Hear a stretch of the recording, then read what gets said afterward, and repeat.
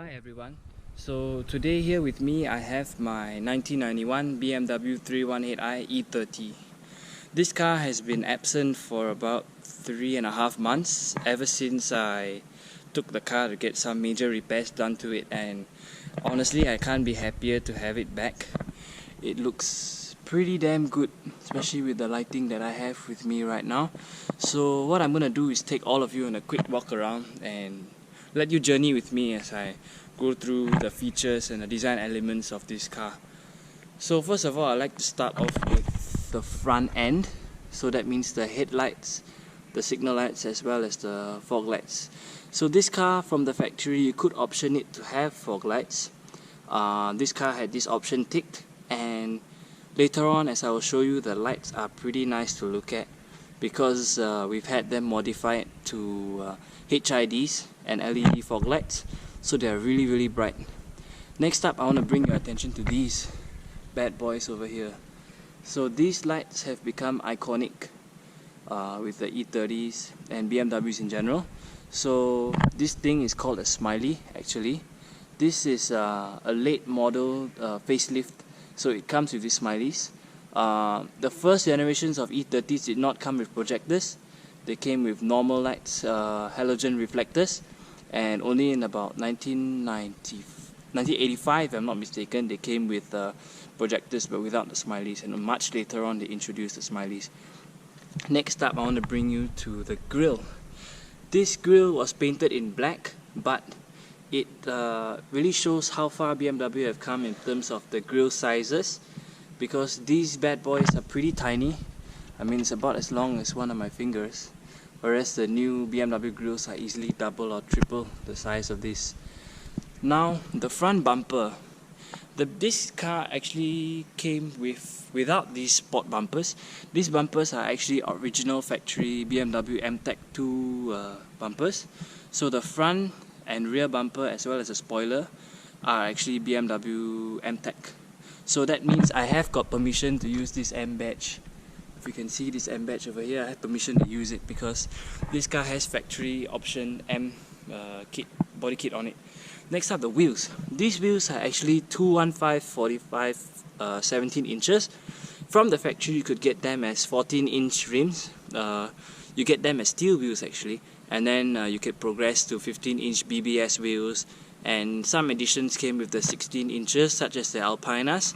Those ones had the turbine style wheels on them, but these ones I upgraded them to 17-inch AC Schnitzer rims, and I honestly have no regrets on how they look and how they turned out.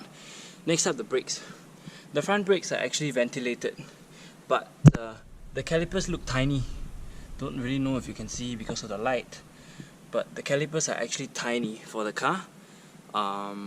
I have plans to upgrade those to 4 piston, at least 2 pistons, but 4 ports would be nice. Next up, if you look at the stance of this car, it is pretty wide, and that's not factory. This is because this car came with the iX wide body kits. The iX wide body kit is actually one body kit that came with the BMW E30 325iX. That's why the name iX comes about.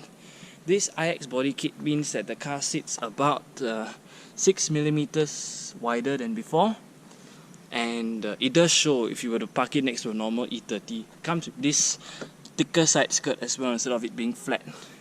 This car is a 4-door, and to be honest with you, there isn't that much space in the back seat for adults to sit in, but it does the job pretty well. Now the rear of the car.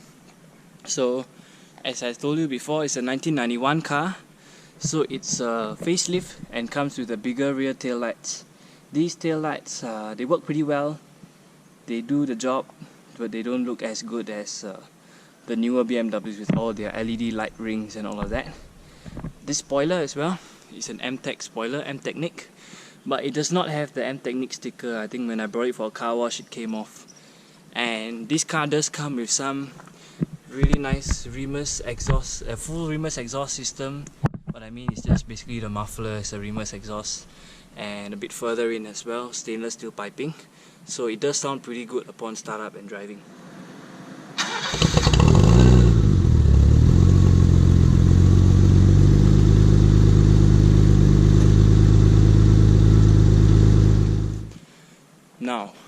take a look at the inside,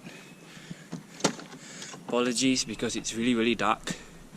I don't think you can see much, so let me turn on the light for you and show you the meter cluster.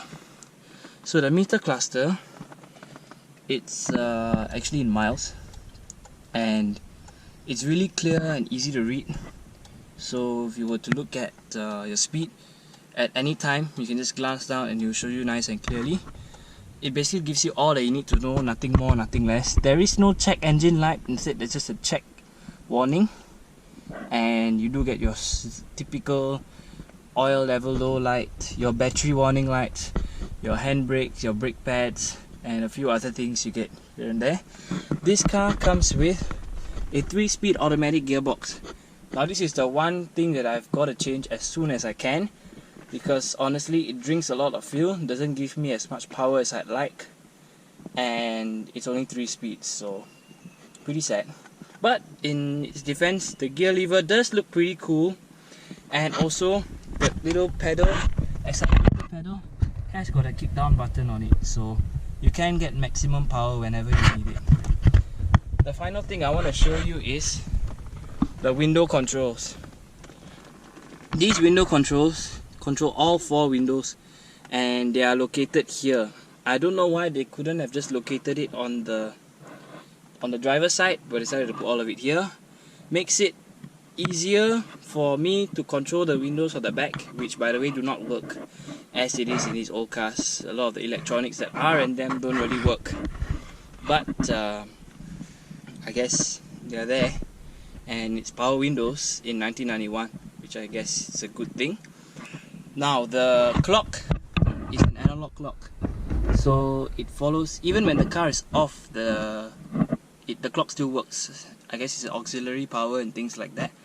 And I've decided to upgrade the head unit to a Blaupunk San Francisco unit.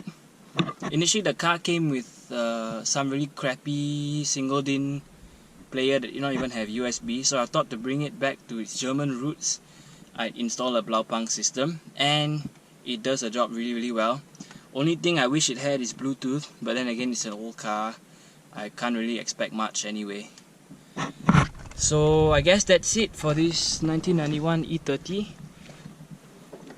Do leave questions if you have any about the car. If you'd like to see more, do leave the comments down below, and enjoy. Have a good day.